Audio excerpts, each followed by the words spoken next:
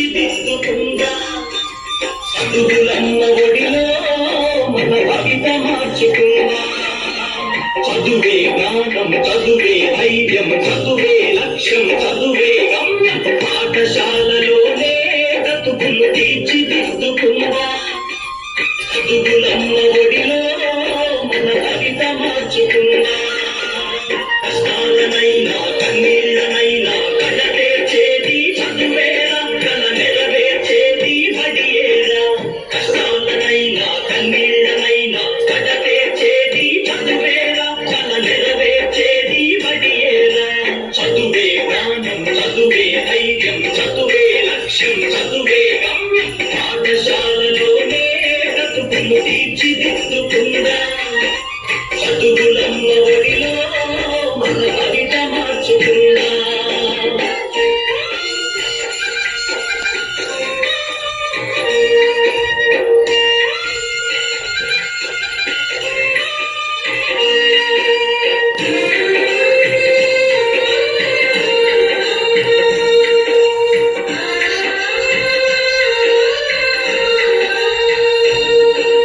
పని అంటే జైలు అనే భయమెందుకులే ఓనేసం పని అంటే అమ్మఒడి అది పాదర బందీ లేని గుడి తెలుపును బదలి పలుకున్న కదలి ఆట పాటలకు చదివేక తెలుపును బదలి పలుకున్న కదలి ఆట పాటలకు చదివేక అక్షర జెండా ఎగరేక అక్షర జెండా ఎగరేక చదువే జ్ఞానం చదువే ధైర్యం చదువే లక్ష్యం చదువే గమ్యం పాఠశాలలోనే బ్రతుకులు తీర్చిదిద్దుకుందా